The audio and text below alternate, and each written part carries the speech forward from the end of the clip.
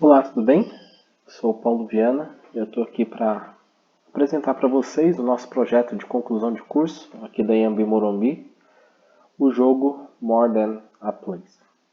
Esse é um projeto peculiar porque nós tivemos várias fases e etapas diferentes. Nós pudemos, no primeiro momento, construir uma empresa fictícia, como eu vou apresentar aí na primeira parte. Depois nós vamos falar um pouquinho sobre a temática que foi abordada dentro do projeto e foi fundamentado através de pesquisas acadêmicas e uma monografia. Nós vamos falar um pouquinho sobre o projeto em si, né, todos os insumos que vieram dessas pesquisas e como o projeto foi elaborado. Ver um gameplay, né, do jogo final, né, na demo, né. Também nós temos aí uma parte de playtest, mostrando os testes com usuários e terminamos na parte de marketing e algumas peças gráficas feitas para o projeto. Falei então da empresa, pensando na empresa fictícia que nós criamos a empresa chamada GoldenEye. Nós temos 9 sócios, o Bruno, o Eduardo, o Guilherme Testão, o Guilherme Sugahara, Lígia, o Matheus, a minha pessoa, o Paulo, o Rafael e o Vitor. Eles são todos sócios dessa mesma empresa, também os primeiros colaboradores que trabalham nos projetos diversos, né, os dois segmentos que nós temos. E também foram aqueles que produziram todo esse projeto que nós vamos ver aqui durante esse período de apresentação. A missão dessa empresa é promover entretenimento ao consumidor por meio de produção de jogos inovadores e advergames divertidos e interessantes. Lógico, proporcionando a ele uma vivência marcante através dos produtos e serviços que a gente oferece. E a visão é ser reconhecida como uma empresa estabelecida no mercado mundial e que proporciona essas experiências inovadoras, né, através de seus produtos. Nós temos 5 pilares, que são os valores que norteiam todas as nossas decisões e os nossos projetos. Sempre ter o foco no ser humano, diversidade humana e cultural, inovação, diversão e transparência. Esses são aquilo que norteia os valores da nossa empresa. Nós temos aqui o nosso Canvas e eu queria destacar duas partes importantes desse Canvas. A primeira parte é a segmentação dos clientes. Nós temos dois segmentos. Nós temos o segmento que nós denominamos como Indie Games, que é o mercado indie. Dentro desse segmento nós encontramos pessoas ali que têm pouco tempo disponível para diversão, entretenimento. Eles procuram jogos interessantes, acessíveis, de alto fator de replay. Eles não possuem muito dinheiro disponível para comprar, por isso o foco deles é o mercado indie. E eles estão cansados no dia a dia, então o jogo vira um momento de desestresse do dia a dia de trabalho deles. Já o outro segmento é focado em pequenas e médias empresas que buscam modernizar sua imagem, que querem utilizar a parte da gamificação do game para poder se apresentar diante do mercado, mas com baixo custo, que tem um orçamento baixo para marketing, né? E eles não têm uma equipe para desenvolver algum tipo de jogo ali dentro da sua equipe. A proposta de valor que nós queremos oferecer para esse segmento de clientes são jogos digitais de PC, mobile e adver games, o máximo possível otimizados, com alto fator de replay, baixo custo, pensando no nosso consumidor indie, né, destacando ele os jogos divertidos, né, com redução de estresse, experiências impactantes e pensando no quesito empresa, gamificação de algum produto, né, que eles queiram. Né. Pensa no nosso BPL Tier, rapidamente, nós teríamos um investimento inicial de 245 mil. O primeiro ano ainda estaríamos negativo, menos 56 mil, pelo fato de que a gente lança o jogo só em julho, nosso primeiro jogo. A gente ainda não tem nenhum projeto Adver Games fechado, mas após o lançamento, no segundo ano, nós já conseguimos uma boa rentabilidade também com os projetos de Adver Games que a gente for fechando. Terceiro ano a mesma coisa, pequenos jogos sendo lançados, projetos de Adver Games, então nós temos aí 223 mil fechando o terceiro ano. No quarto ano a gente já tem um gasto maior, porque a gente está contratando mais pessoas, então a gente tem menos 515 mil, e também a gente tem um jogo maior sendo feito, concluindo o quinto ano com 633 mil com esse lançamento desse jogo novo, mais Adver Games sendo feitos, né? Chegando aí então a um VPL de 97 mil, tendo um tier de 20%. Dando então continuidade agora vamos falar sobre a temática, né, que norteou todo o nosso projeto em si. Nós analisamos duas partes importantes dentro da área de games e do mercado de mídia, a mídia de entretenimento em geral, né, que foi o design de personagem e o design de cenário. E aí a gente questionou, será que era possível pegar um cenário e fazer com que ele funcionasse como se fosse um personagem?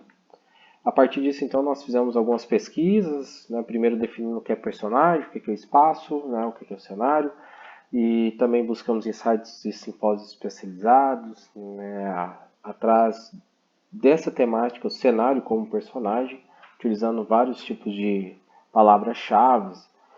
E no final, a gente chegou a alguns resultados, primeiro na definição do que a personagem tem que ter, o que o cenário tem que ter. No quesito personagem, ela tem que ter características físicas, sociológicas, psicológicas e tem que ser um ser que age e influencia e modifica a história. No caso do espaço, né, o cenário, ele tem que ter uma perspectiva dupla, né, ele tem que ter essa divisão, pensando como espaço, o local onde o jogo acontece e também no quesito de ambientação nele, né? O ambiente é essa representação estética do espaço, então nós teríamos o local que acontece o jogo e a ambientação dele, né? Isso que compõe o espaço.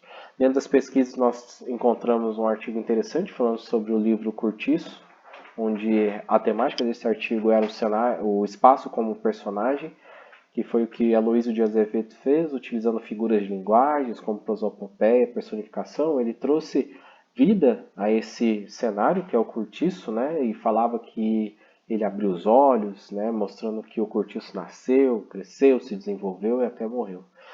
E aí a gente foi atrás de jogos que possam fazer a mesma coisa que o Curtiço fez no quesito de gameplay de jogo, né? E também de narrativas. Nós chegamos a encontrar alguns jogos que têm uma ambientação viva, mas não se comportam como personagem, né?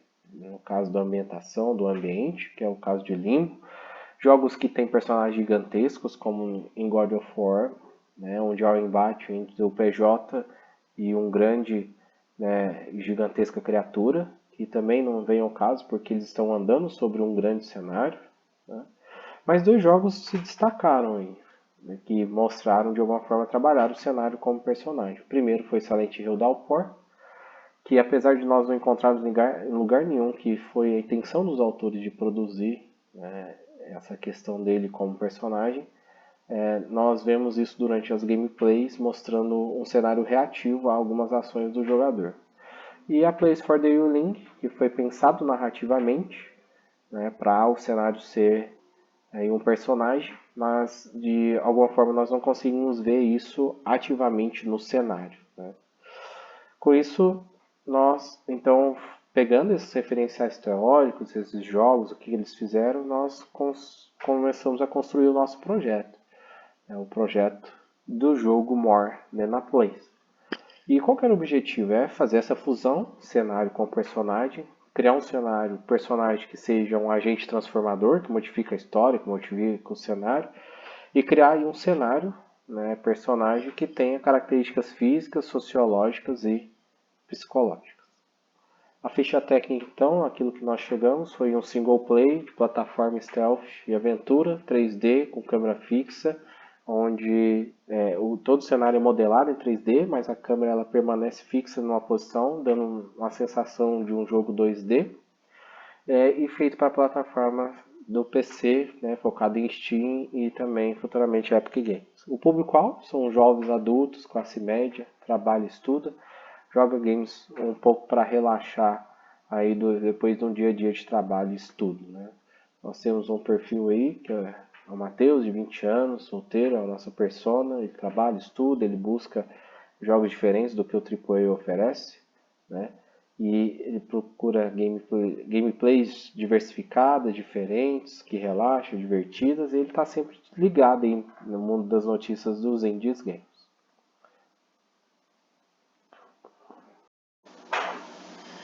Vamos então falar um pouquinho sobre o universo do jogo. Basicamente, o jogo ele está dentro de um universo onde nós temos uma cidade antiga, que ela está adormecida, né? E aí uma religião antiga ela acaba de alguma forma tentando despertar essa cidade quando ela tenta roubar o coração dessa cidade, e uma jovem aí ela vai aparecer para poder ajudar essa cidade e elas juntas enfrentar essa religião antiga. E no meio de todo o jogo nós vamos ter aí uma conexão entre elas que vai ser apresentada aí durante o jogo. Essa cidade antiga é a Agartha. Nós temos ela como cenário, como personagem. Pensando nela como cenário, nós tivemos todo um processo de design dela como cenário, como ambiente, lembrando aquelas perspectivas de espaço, né, e ambiente. Então, pensando no quesito de ambientação, ela é uma cidade antiga que tem uma região externa e interna. Ela é inspirada ali na região da Anatólia, onde a gente tem construções em cavernas, construções em montanhas. Nós temos construções feitas por diversas culturas diferentes, né? Então nós esperamos também em outras regiões que trabalham essa questão de cavernas e de estruturas internas e externas. Né? As casas aí são um pouco quadradas, simples e amontoadas. Pensando nela como personagem, nós abordamos as 3 características: físicas, psicológicas e sociológicas. As características físicas, a gente utilizou o quesito antropomórfico de trazer questões, caracteres humanos para estruturas inanimadas, né? Então a gente colocou um coração, ela tem um coração que bate, que pulsa, né, que é apresentado no jogo, que esse é o centro da vida dela. Nós temos construções que ganham características humanas de corpo, como por exemplo a mão que segura a Melk. Nós, dentro das características sociológicas, né, aquela foi a física, e dentro das características sociológicas nós temos então uma cidade que é toda banhada e envolta por uma cultura, né, que a rodeava, e ela ganha um senso de justiça e de bondade de acordo com as relações que ela foi tendo com a própria humanidade. Isso é apresentado na forma que ela reage às más atitudes, né, da igreja ali. Ela demonstra essa reação de justiça contra aqueles que são os injustos, né, dentro do jogo. E também essa concepção dela de um sentido materno, né, dela criar, né, de gerar um filho, né, que é a Melk, que a gente vai falar um pouquinho mais para frente. Então tem esse quesito sociológico. No quesito psicológico, nós temos aí um jogo que o jogo foi elaborado aí para abordar os sentimentos da Agatha durante os levels. Nós temos 5 sentimentos: solidão, decepção, medo, ira e remorso, mas só 3 foram concluídos no projeto, os 3 primeiros. E, por exemplo, no cenário da solidão, a gente vê uma Agatha mais retraída, né, mais inativa. No cenário da decepção, ela mostra a sua revolta, de alguma forma, decepcionada com aquilo que a igreja faz. E no cenário do medo, é essa tentativa de não perder a sua filha, o medo de perder a sua filha, ela, em todos os momentos, tentando ajudá-la. No quesito de agência, né, ela sendo um agente transformador da história, a gente vai ver ela ajudando a Melk a ultrapassar obstáculos, a salvar ela de certos momentos, durante o pulo que ela talvez não conseguiria, abrindo espaços, impedindo que os inimigos a peguem. Então ela age de diversas formas, modificando ela mesma como espaço e modificando no quesito história narrativa. Esses foram alguns conceitos que nós fizemos pensando um pouquinho sobre a Agatha no início, suas interações e esses aspectos antropomórficos. Vou falar agora para vocês sobre a personagem jogável que é a Melk. Ela é uma filha da cidade. Ela possui algumas marcas no corpo que mostram essa conexão que ela tem com a cidade, a Agartha. Ela é imune a uma praga que tomou conta da cidade, então ela não se apresenta com máscaras, como os inimigos vão se apresentar durante o jogo. Ela tem ali por volta dos seus 15 anos de idade, né? E ela se apresenta totalmente dependente de Agartha para poder superar, né, os obstáculos que ela vai ter pela frente. Sem a Agartha ela não conseguiria alcançar alguns locais, ela não conseguiria passar. A Agartha ela vai construindo e ajudando ela para mostrar essa conexão e interação entre elas.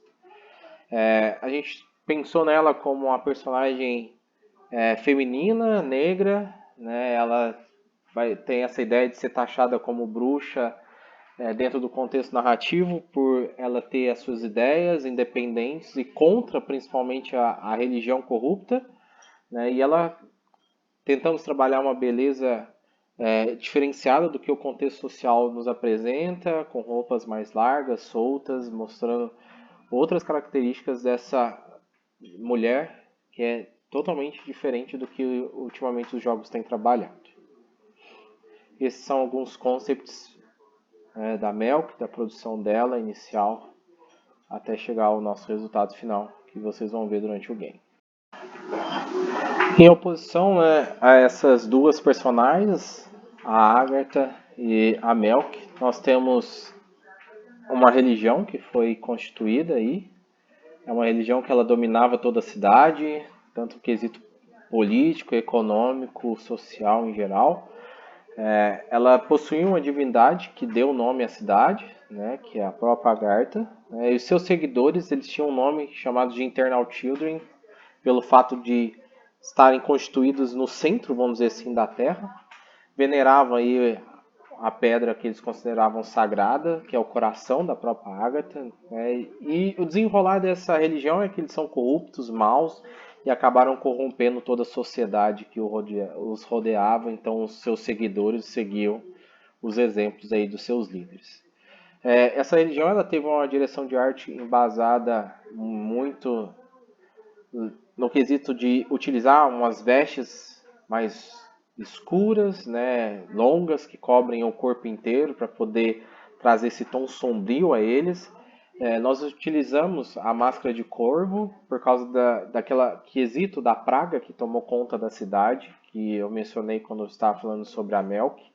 Ela é imune, mas eles não, então eles utilizam essa máscara. É uma máscara que lembra muito as máscaras de médico quando eles enfrentaram a peste bubônica. E também essa máscara ela traz esse tom, né, muito místico e oculto, né, esse ocultismo para essa religião, para esses membros. Nós temos 3 inimigos básicos no jogo. Nós temos o inimigo mais baixo, menor, ele tem uma visão mais longa, mais curta, mas ele é mais rápido. Nós temos o inimigo mais alto, que tem uma visão mais longa, só que ele é um pouco mais lento. E o Brutamonte, ele aparece só na parte de perseguição para provocar um terror e um medo aos nossos jogadores quando ele aparece. Pensando então nesse universo que foi criado, nós passamos agora para a constituição, né, de como esse universo vai ser apresentado durante o jogo, né? Então houve um pensar do level design do jogo, lembrando que nós temos ali aquela característica de ser um jogo 3D, mas com câmera fixa. Então a gente produziu toda um layout, uma concepção inicial dele como um jogo numa perspectiva de 2D, né? Mas ele possui uma profundidade, então não há só um deslocamento no eixo X e Y, né? Mas também há um deslocamento no eixo Z, né? No quesito do jogo. Como vocês podem ver, os 4 iniciais aqui é a parte da solidão. Depois nós passamos para esses 3, que é o level design que compõe a decepção. E depois nós temos os 4 finais, que é o level design que compõe o medo. Só para vocês entenderem mais ou menos como foi construído, nós então compunhamos esse level design com um quesito iconográfico, né, trazendo referências e descrições de cada ponto, em alguns momentos trazendo a visão top view no sentido de mostrar essa profundidade. E depois dessa construção de level mais simplificada, né, iconográfica, a gente passava para uma composição mais complexa, para serem apresentados para os nossos modeladores, também com bastante descrição do caminho aonde ser passado, como seriam as construções, né, também aonde os inimigos estariam, a interação dos inimigos, possibilidades de animação. E cada então etapa, cada level, ele foi trabalhado dessa forma, fazendo então primeiro uma perspectiva 2D e depois ganhando ainda mais sentido com esses concepts, como vocês podem ver aí na parte de construção do level. E falando agora um pouquinho do sound design, a nossa proposta, né, de sound design para o jogo era buscar um resultado de uma experiência de uma cidade subterrânea, né? Trazer também uma sonoridade, um quesito mais sombrio, né? Um quesito de uma cidade, uma região deteriorada, né? Trazer uma característica de eco que remetem muito esse ambiente aí de caverna, né? De sítios de escavações. E a gente também contava um pouquinho do sentido de trazer um suspense, né? E emanar algo assim, sempre vindo de forma diegética dentro do jogo. A Agatha ela tem um som característico que quando ela interage ou quando ela está atuando, ela traz esse som místico para poder alertar o jogador que ela está atuando.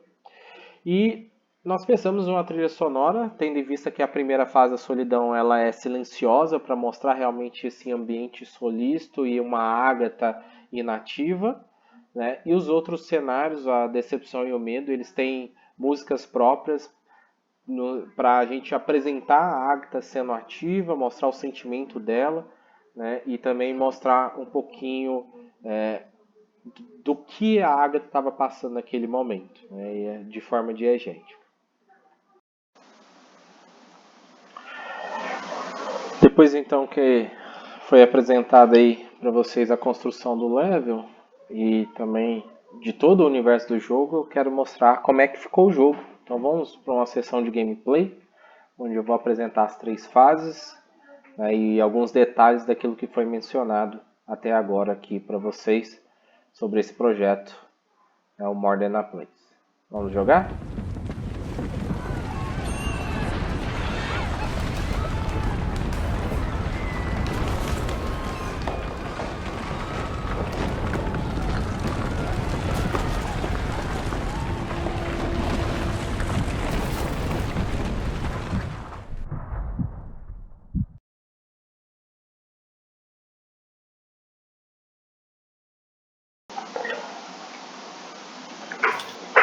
Nosso jogo então ele começa 10 anos depois dos últimos acontecimentos. Ela começa na parte externa, então, como vocês podem ver que eu mencionei, tem a forma das construções, construído na montanha.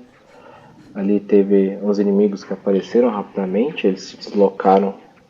Então a ideia é chamar a atenção do jogador, para que ele possa procurar onde foi esses inimigos.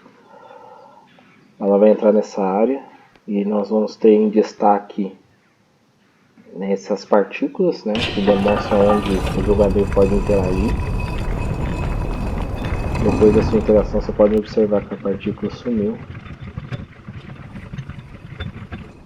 E agora ela pôde entrar no elevador. Ela está entrando então na parte interna agora. Nós já temos aí algumas estruturas da igreja sendo mostradas, né, já mostrando algumas questões da religião daquele local. Também um local todo destruído, né, mostrando essa concepção aí do ambiente, como eu já havia mencionado, como cenário, né, as estruturas feitas aí pelo homem, né, dentro dessa área interna ali, que seria uma caverna.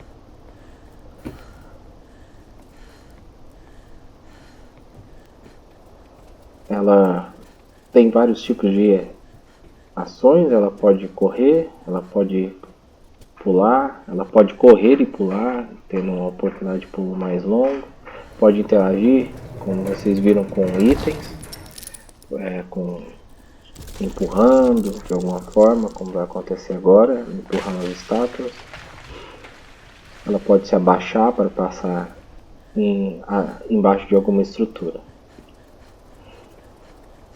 Aqui nessa casa, ali na parte de baixo, ela tem uma porta que ela não consegue ter acesso e ela então tem que pegar o martelo ali para poder abrir essa porta nessa região aí que remonta um local onde era uma parte de construção. Ela então agora vai abrir a porta. Nós vamos ter uma animação dela abrindo a porta. E aí então chegamos ao final da fase da solidão, onde ela interage com esse item, que é um cavalinho, e ela pode, então podemos ver pela primeira vez a ação da Agatha, né, com essas estruturas de mãos aí acolhendo e ajudando ela a entrar na próxima parte. Essa é a área então da decepção, é uma área um pouco à frente, mais interno, nós vamos ver os inimigos sendo apresentados pela primeira vez. Eles estão ali distraídos, então podemos passar com tranquilidade na parte de trás daquela mesa, daquela estrutura. Passamos aí abaixados por debaixo dessa estrutura e vamos chegar mais uma vez perto de um inimigo, onde a gente tem que se abaixar e passar escondido para que ele não possa nos ver. Aqui a gente vai distrair os inimigos, chamando a atenção deles com esse totem que vai cair. Eles vão chegar numa parte e a Agatha vai puxar eles para dentro, tirando a grade.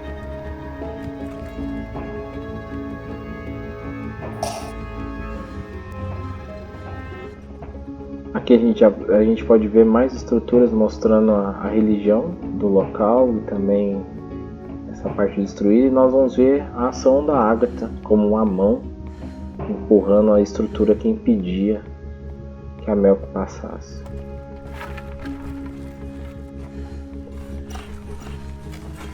A gente tem que chegar do outro lado para pegar aquela chave. E aqui ela não vai conseguir passar porque tem vários inimigos, então a gente vai ter que pegar um caminho alternativo.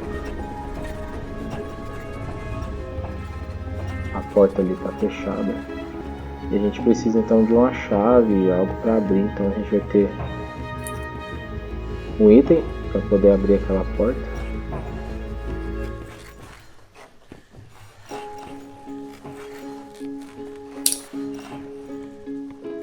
Assim agora ela pode abrir a porta.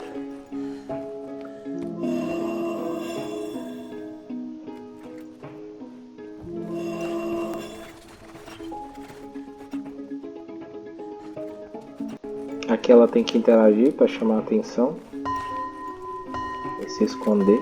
Ele vai adquirir uma nova posição e eu vou poder pegar a última chave para concluir a parte da decepção.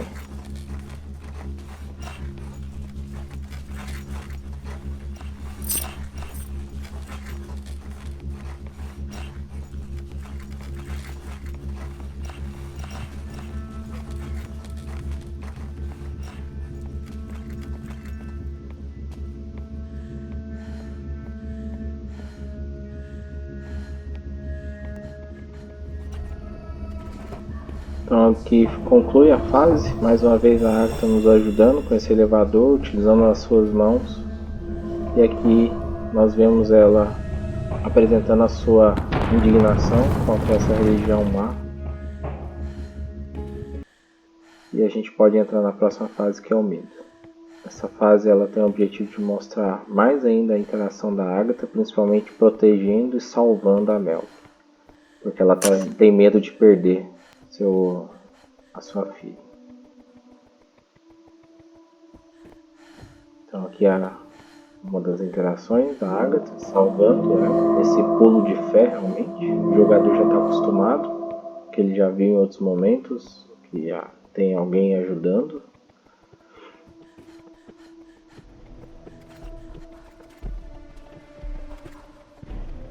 Aqui a gente se esconde, passa pelos inimigos e a gente vai aqui poder mostrar como é que é se os inimigos te verem.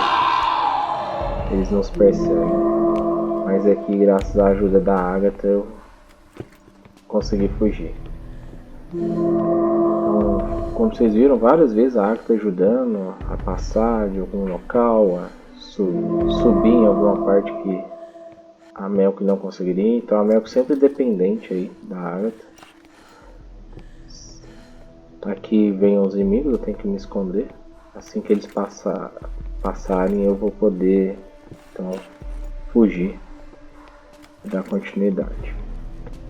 Essa é uma região bem interna. A gente vai ter agora uma perseguição aqui na ponte. Vamos deixar claro aí uma região bem interna. A gente vai ter logo em seguida uma área como se fosse um esgoto da cidade. Então, ali atrás as pedras foram a Agatha, aqui a mão que acolhe, e o elevador também é a Agatha ajudando a Melk a chegar até o outro lado, elevando o elevador e fazendo ele funcionar. Essa é a parte do esgoto que eu comentei.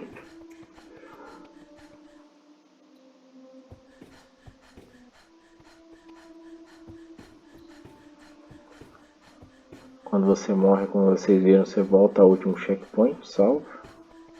O sistema de checkpoint é o mesmo que dá continuidade na parte do continuar, no nosso menu que nós temos. E finalmente chegamos na parte final do jogo.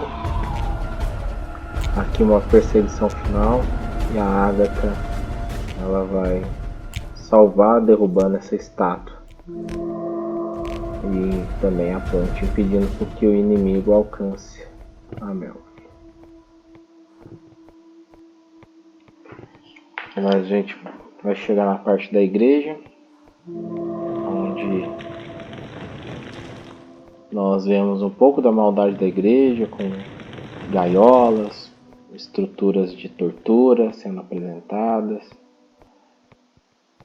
um local onde há a maldade da igreja sendo mostrada.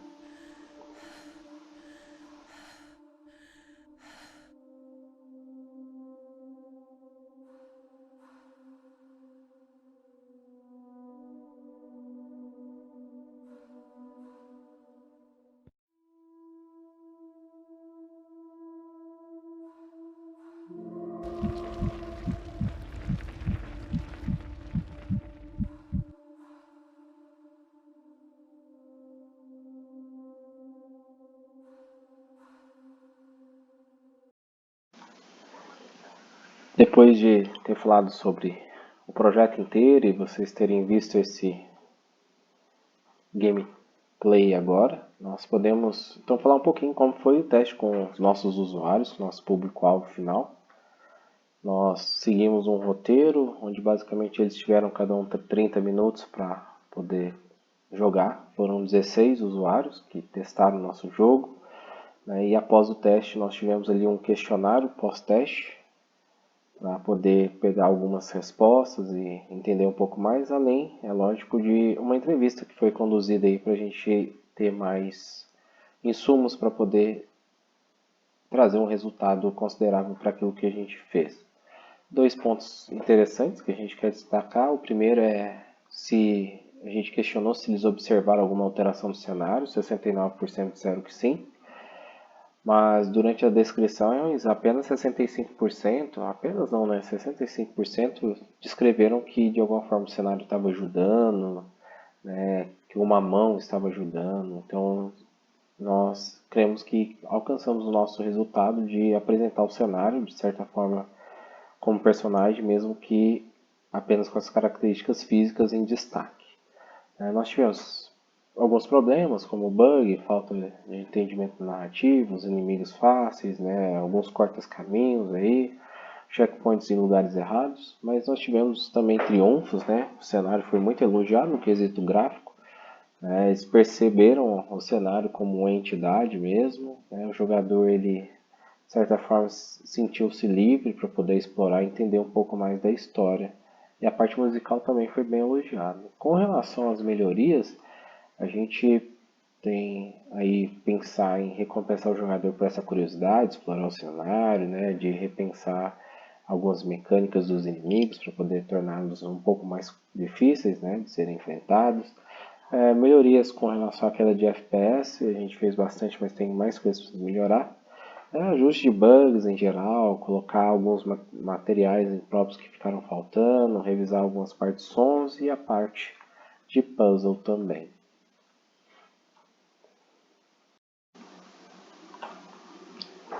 Então, para a gente concluir, vamos falar um pouquinho sobre a estratégia de marketing para o nosso jogo, né? Como ele vai chegar até o usuário final, algumas peças gráficas pensadas para ele. Começando então primeiro com uma análise SWOT do jogo, né? Primeiro, no quesito de força, existe uma qualidade gráfica no trabalho feito, né? Artístico aí, nos modelos 3D em geral, uma proposta narrativa inovadora, uma preocupação realmente com desenvolver uma narrativa envolvente. Entretanto, com relação às nossas fraquezas, a gente tem uma pouca expertise com sound design, com level design, o jogo é muito fácil, a gente não tem um preço tão competitivo assim e limitado apenas à plataforma PC pode ser uma dificuldade para nós.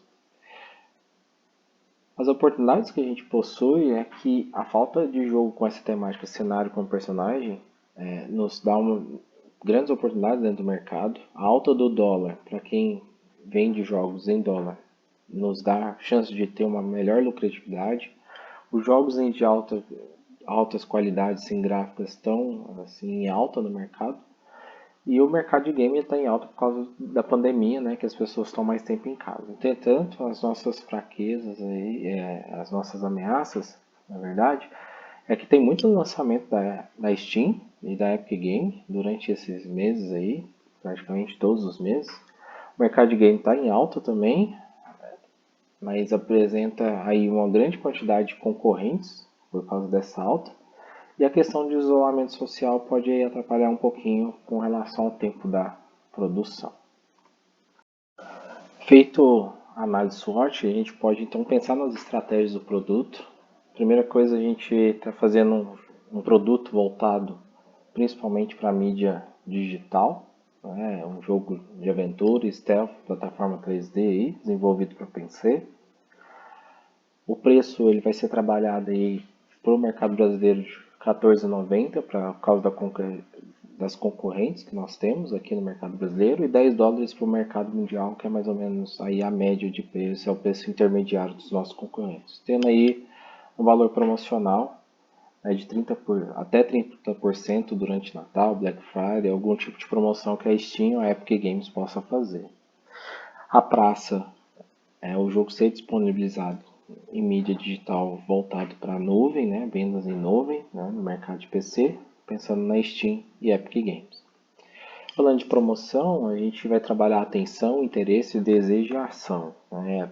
Pensando na atenção, chamar a atenção do nosso consumidor, a divulgação do jogo, posts de redes sociais, anúncios de YouTube, né, participação de eventos estratégicos como SB Games, Big Festival, GDC, PAX. Aí a gente, durante esses eventos, vai entregar brindes, né, entregar panfletos.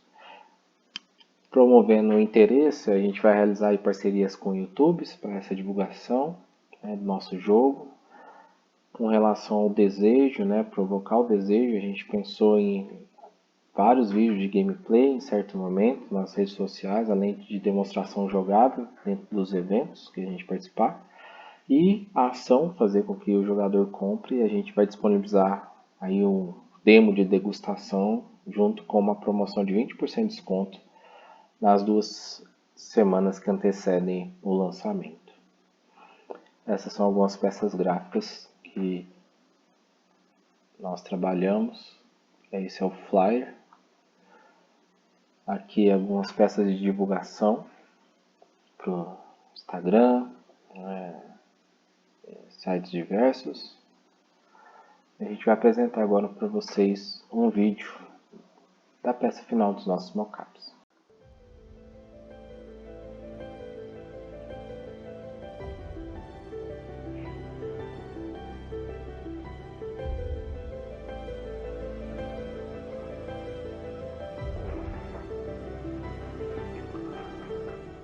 Concluo então agradecendo primeiramente aos professores que estão aqui presentes, todos os professores da Iambi que durante esses 4 anos nos ajudaram, nos ensinaram muito, aos nossos familiares que tiveram paciência aí de suportar esses anos e principalmente essa fase final do TCC, nós temos que agradecer muito a eles pela compreensão, a parceria, né?